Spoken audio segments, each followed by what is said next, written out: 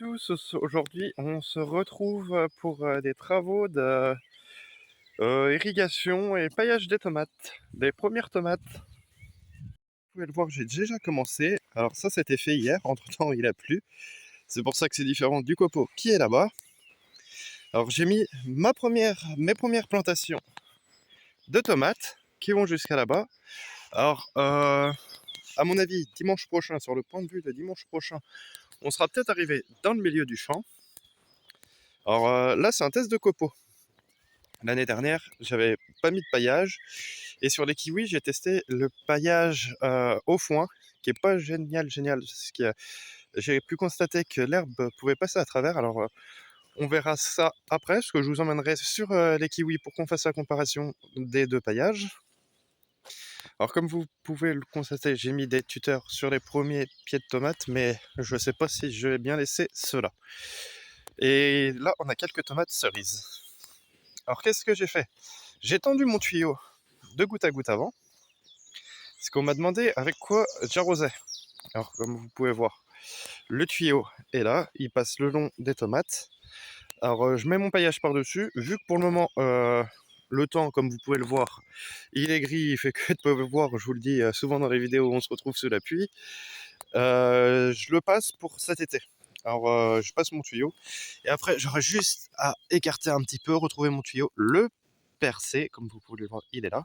Le percer et mettre mon goutteur de goutte à goutte sur toute la ligne. Puis qui servira après l'année d'après, ce que je remettrai le même si il n'est pas usé. Puis je mettrai les pieds de tomate en fonction du goutte à goutte ou qui tombe. Après, il y a un petit tuyau qui vient se mettre sur ce gros tuyau. Or, c'est flexible à quelques centimètres près. Donc, voilà. Voilà. Alors, moi, je vais finir de prendre mon copeau qui est là. Alors, c'est du copeau qui était fait chez un ami que j'étais eu acheter, qui avait fait broyer. Je crois que c'était. Il avait coupé du bois, il savait pas quoi en faire, alors il avait fait passer un gros broyeur. Alors comme vous voyez, c'est du copeau qui est assez bien et normalement ça devrait pas passer à travers l'herbe. Faudra en remettre au fur et à mesure de la saison, mais je pense que ça devrait faire plus l'affaire que le foin, ou qu'on voit que le foin, il y a de l'herbe qui repasse déjà à travers au bout de peu de temps. Alors ici, c'est des tomates cerises. Ici, c'est des tomates Carmelo. Et après, on enchaînera avec d'autres variétés, mes semis aussi, qui sont pas encore prêts à être replantées, mes plants à moi. Et voilà. Du coup, on m'avait demandé comment que j'arrosais. Alors, j'arrose, pendant que je suis là, tout ce qui est culture pommes de terre, betteraves, poireaux, pois et pois, ail, oignons, et puis les radis. On va arroser avec ce type d'engin, enrouleur de grande culture. Les carottes aussi qu'on va arroser avec ça. Alors pour vous expliquer un peu, c'est... Alors on le déroule, je le tire avec le tracteur, avec la barre, jusqu'au bout de la ligne. Bon là il n'y a pas besoin parce qu'il arrose 34 mètres. Alors il arrose jusqu'ici et jusqu'à là-bas. Mais je vais m'arroser que de ce sens-là moi. Du coup les passages ça va plus vite. Et il arrose jusqu'aux fraises là-bas. Et en fonction euh, de la vitesse, de si on arrose totalement ou pas, là-bas il y a un programme de vitesse. Il y a 3 vitesses dessus. Alors je vais vous zoomer pour que... Attendez. Voilà. Là-bas c'est où que ça s'enroule du coup. J'ai été obligé d'arrêter pour rezoomer. Il y a plusieurs vitesses du coup. Et du coup, il va se rembobiner jusqu'à là-bas en fonction du nombre de millimètres que je demandais. Et il me dira le temps qu'il a pour retourner jusqu'à là-bas. Alors là, moi, en même pas 2 heures, il est retourné là-bas parce que déjà d'une, il arrose pas pour le moment. Je l'ai tiré juste pour avoir ma ligne d'irrigation. Et de deux, j'arrose que cette partie-là, comme je disais. De droit jusqu'à là. Il recule, le canon va jusqu'à là, à peu près. parce que toute la partie tomate, comme je vous ai dit, je suis en train de passer les tuyaux de goutte à goutte, parce que c'est beaucoup plus économique et beaucoup plus pratique pour des tomates, le goutte à goutte. Moi, c'est que je les ai mis là, les tomates, parce que sinon, je les aurais mis plus haut, j'aurais mis une autre culture ici qui a besoin de l'enrouleur. Mais en haut, j'ai un peu moins de terre, alors les tomates seront mieux ici que plus haut dans la parcelle. Alors du coup, c'est pour ça. Alors il arrose là, là, bah, jusqu'à là, parce que ici, sur cette partie-là, que j'ai commencé à préparer, et là-bas, il y a des melons, comme vous pouvez le voir, qui ont été piqués. Bon, on le verra sur la vidéo du point de vue qui sera sorti avant celle-ci. Du coup, ça arrosera cette partie-là aussi. Alors, ça arrosera jusqu'à là. Alors, les tomates cerises prendront un peu d'eau, mais c'est pas dérangeant. Après, on arrose aussi au goutte à goutte, comme je vous ai dit. Pour tout ce qui va être tomates et poivrons, qui n'ont pas commencé à être piqués encore.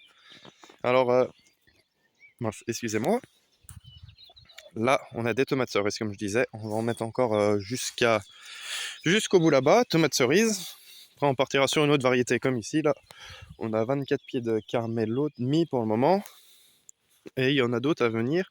Il y aura de la Saint-Pierre aussi, de la Roma, et après peut-être d'autres variétés que j'ai pas encore décidé encore, parce que comme je vous avais dit, je fais une partie en plante, tout ce qui est Saint-Pierre Roma, et après le reste, j'achète en pied pour le moment.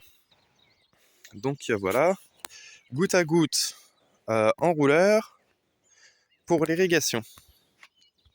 Ah si, il y aura peut-être des asperceurs après dans les châssis.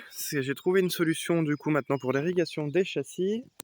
Alors asperceurs par le haut dans les châssis. Alors, on y reviendra plus tard. Pour le moment, le châssis il est ouvert parce qu'il faisait trop chaud dedans. Puis on verra ça plus tard pour les asperceurs. Du coup, là, on va continuer ça.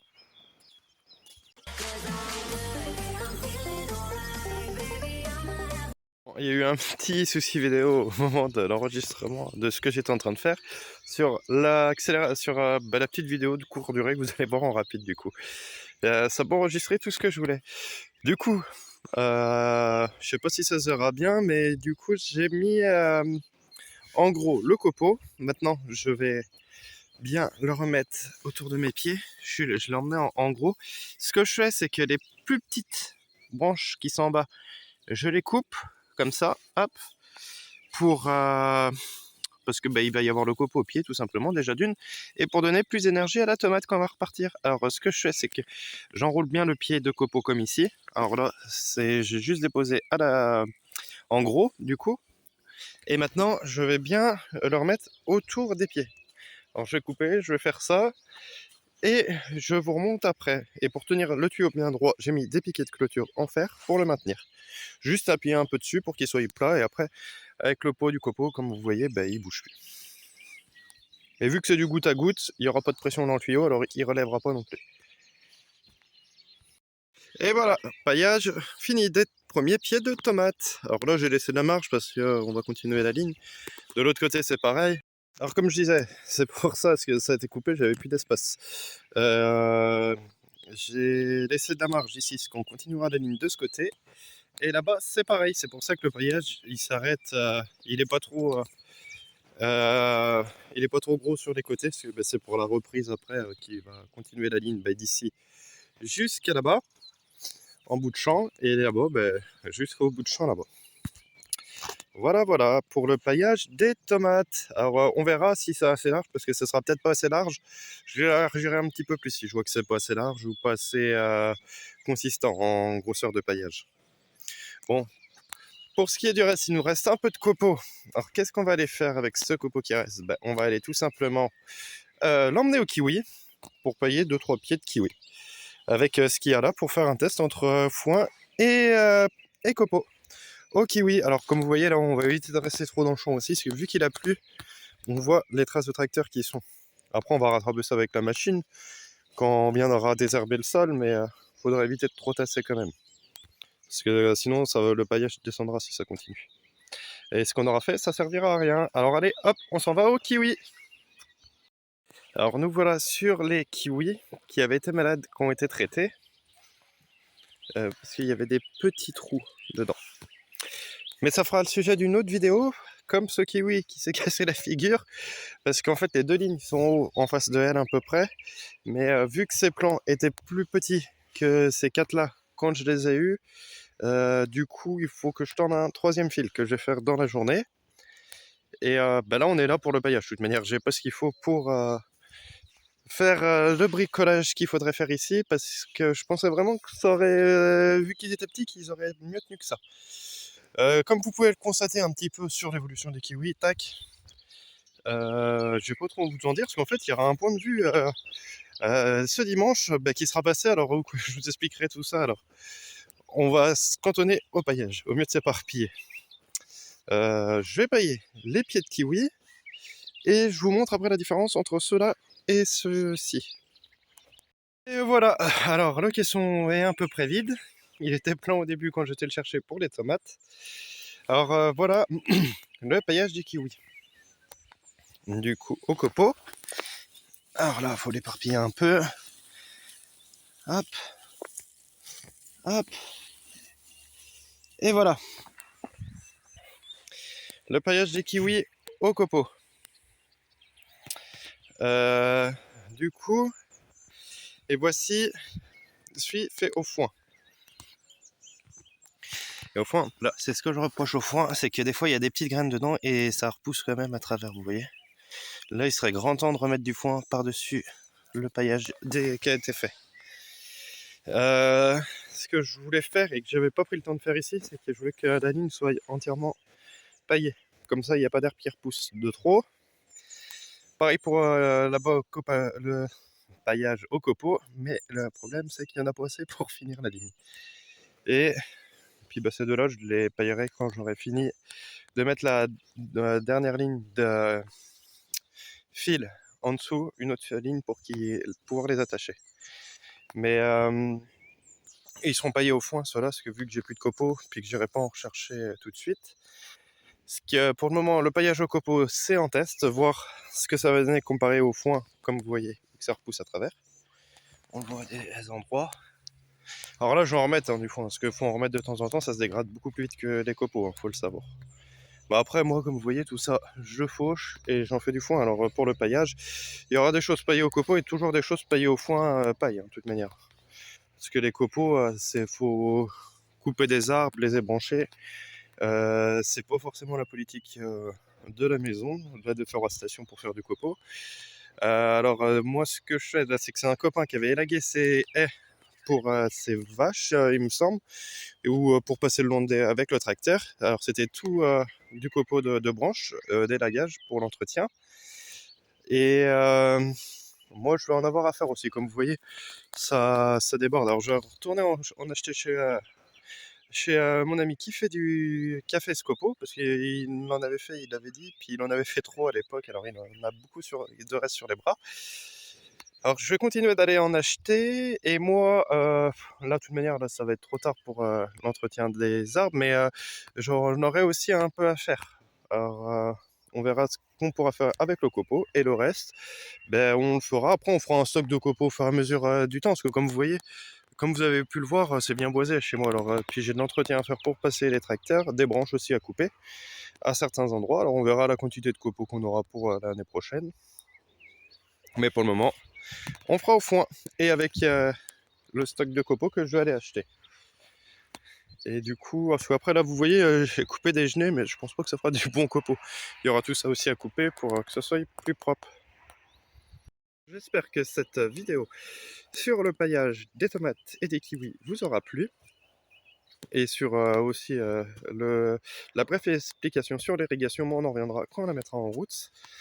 J'espère que tout ça vous aura plu. Alors si ça vous a plu, ben, n'hésitez pas à mettre un pouce bleu pour dire que vous avez aimé. Je disais, c'est la galère parce qu'il n'y a plus beaucoup d'espace sur le téléphone. De laisser un commentaire pour partager vos expériences avec la mienne, et puis à la communauté pour s'entraider. Et puis n'hésitez pas à vous abonner pour des prochaines vidéos. Allez, à dimanche.